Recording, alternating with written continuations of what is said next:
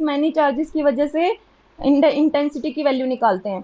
अब क्या है हमारे पास, हमने लेंथ मान ली l और लीनियर चार्ज डेंसिटी कंसीडर की है लैम्डा, और हमारी क्या थी, एक कंडीशन थी कि हमें सबसे पहले गॉसियन सरफेस कंसीडर करना होता है। आपको पता है एक वायर होती है, कोई भी वायर है, ये जैसे मान लेते हैं वायर है, तो वायर कोई भी थिक वायर है अगर, तो थिक वायर है तो वो किसकी तरह उसकी शेप दिखती है हमें, एक सिलेंडर की तरह। यहाँ पे इसका कर्व्ड पोर्शन होता है और साइड में क्या होते हैं, सर्कल होते हैं। तो ये भी क्या है, कर्व्ड वायर क्या होती है, एक सिलेंडर की तरह बिहेव करते हैं। तो हम भी इसका क्या करेंगे, दोनों साइड से एक गॉसियन सरफेस अपनी ओर से कंसीडर करेंगे। ये क्या है, हमने यहाँ पे एक गॉसियन सरफेस बना लिया, सिलेंड्रिकल सरफेस, ठीक है, यहां तक एल लेंथ तक ये बना लिया मैंने, क्योंकि वायर भी एक सिलेंड्रिकल शेप में होती है थिक वायर, तो मैंने गॉसियन सरफेस, क्योंकि गॉस थ्योरम सिर्फ गॉसियन सरफेस पे ही अप्लाई कर सकते हैं, तो ये क्या हो गया, गॉसियन सरफेस। अब इस गॉसियन सरफेस में हमारी जो कंडीशन हमने पढ़ी है, हमारे तीन फेसेस है, दो क्या है हमारे पास, दो क्या है, सर्कुलर फेस होते हैं, जैसे ये है हमारे पास, ये क्या है, यहां से भी सर्कुलर फेस है और इधर से भी क्या है, सर्कुलर, और बीच में कौन सा पोर्शन होता है, कर्व्ड पोर्शन होता है, ठीक है। तो सेम इस वायर को भी हमने गॉसियन सरफेस कंसीडर कर लिया एल लेंथ के लिए।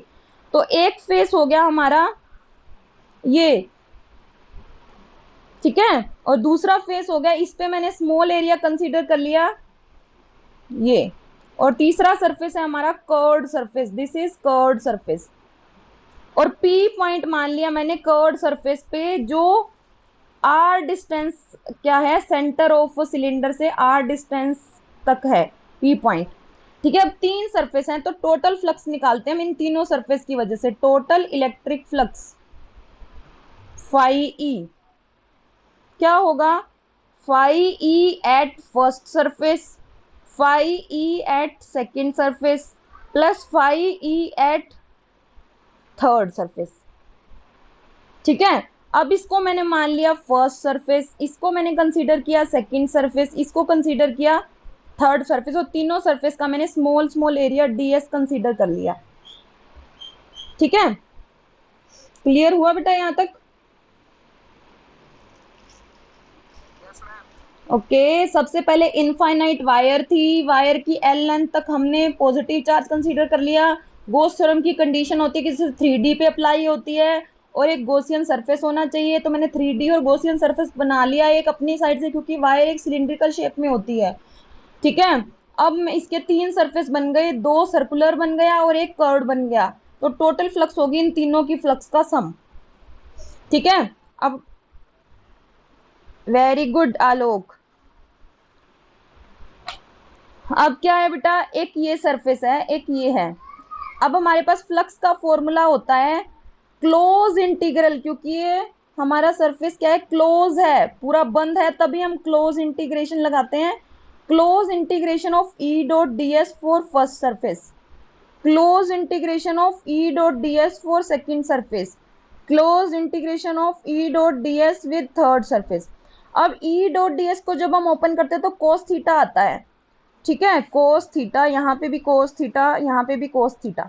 अब थीटा एंगल किस किस के बीच में होता है, ई और एरिया वेक्टर के बीच में, ds मीन सरफेस एरिया।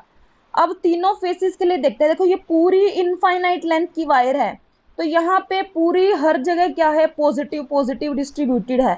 अब आपका इलेक्ट्रिक फील्ड इंटेंसिटी की वैल्यू होती है हर सरफेस पे पॉजिटिव टू नेगेटिव, यहाँ तो कहीं नेगेटिव होगा नहीं, सारा ही पॉजिटिव है, तो यहाँ पे वैल्यू इलेक्ट्रिक फील्ड की वैल्यू होगी इस सरफेस पे पॉजिटिव टू नेगेटिव ऊपर। ये हो गया इलेक्ट्रिक फील्ड का वेक्टर, यूनिट वेक्टर जो डायरेक्शन को बताता है। इस सरफेस के लिए भी क्या हो गया, इस डायरेक्शन में ई, क्योंकि पॉजिटिव टू नेगेटिव, इस साइड तो नेगेटिव हो सकता है या नीचे नेगेटिव हो सकता है, लेकिन इस साइड हमारा नेगेटिव नहीं होगा, पूरी वायर पे हमारा क्या है, पॉजिटिव डिस्ट्रीब्यूटेड है। इस सरफेस पे भी हमारा इलेक्ट्रिक फील्ड क्या है, perpendicular outward, positive to negative, ठीक है। तो तीनों सरफेस के लिए ई की डायरेक्शन ये होगी। अब ये एरिया है हमारे पास, यहाँ पे हमारा डायरेक्शन होती है, थीटा होता है ई वेक्टर और ds वेक्टर के बीच की एंगल, ठीक है। ई का तो हमने निकाल लिया तीनों सरफेस के लिए। अब हम क्या निकालेंगे, ds का जो आपकी डायरेक्शन है, ये सरफेस है, ये क्लोज्ड है, तो हमेशा एरिया वेक्टर क्या होता है, perpendicular to the surface and outward. तो ये सरफेस के परपेंडिकुलर आउटवर्ड, इसका एरिया वेक्टर हो गया ये ए कैप, या फिर कह सकते हो एस कैप। इस सरफेस के लिए क्या हो गया, बीच वाले सरफेस के लिए एस कैप इसी डायरेक्शन में, परपेंडिकुलर टू दी सरफेस। और इस सरफेस के लिए क्या हो गया, एस कैप इस डायरेक्शन में। ठीक है, इसके लिए क्योंकि देखो ये हमारे पास एरिया है, एक ये सर्कुलर पार्ट कंसीडर कर लेते हैं, तो हमारा जो एरिया वेक्टर होगा वो इस सरफेस के बाहर की साइड, एक ये बीच का सरफेस है तो सरफेस के ऊपर की साइड होगा हमारा एरिया वेक्टर, और एक ये सरफेस है तो इसके भी आउटवर्ड, तो तीन सरफेस हैं। एरिया वेक्टर हमेशा ही किसी सरफेस के नॉर्मल होता है। तो ये सरफेस था कर्ड, तो कर्ड के भी एरिया वेक्टर नॉर्मल, इस सरफेस के भी एरिया वेक्टर नॉर्मल, और इस सरफेस के भी एरिया वेक्टर नॉर्मल। अब जो हमने फर्स्ट और सेकंड सरफेस कंसीडर किए हैं उसमें ई और डीएस के बीच में एंगल कितना है, फर्स्ट और सेकंड के केस में the angle between electric field and area vector, electric field ऊपर की साइड, एरिया वेक्टर इस साइड पे, एंगल कितना 90। इस सरफेस के लिए भी एंगल कितना ई और डीएस में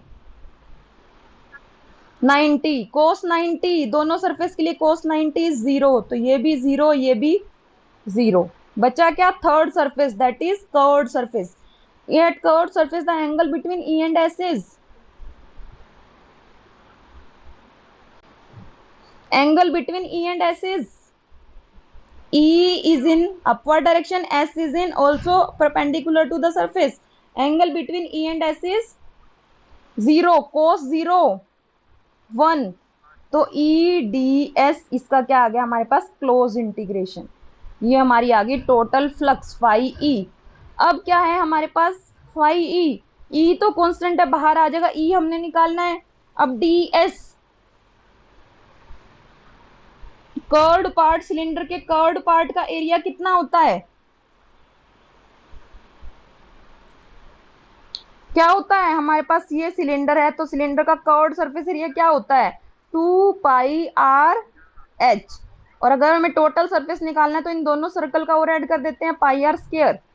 ठीक है, तो यहाँ पे क्या आ जाएगा हमारे पास एरिया, टोटल सरफेस एरिया क्या हो जाएगा, 2πr, रेडियस मतलब कितनी डिस्टेंस थी इसकी, इससे सेंटर से r, और h क्या है हमारे पास, total length of the cylinder, h कितनी है, लेंथ है l।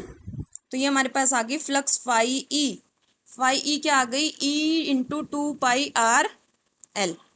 एक इक्वेशन नंबर 1 मान लिया, और दूसरा फाई ई की वैल्यू आपको पता है, दूसरा फॉर्मूला क्या होता है, Q/ε naught. Equation 1 left hand side equal है तो राइट हैंड साइड भी क्या हो जाएगी, equal, Q/ε naught is equal to E into 2πr/l, यही होगी। अब क्या करेंगे, यहां से हम E की वैल्यू निकालनी है, तो E की वैल्यू क्या हो जाएगी, जस्ट 1 सेकेंड,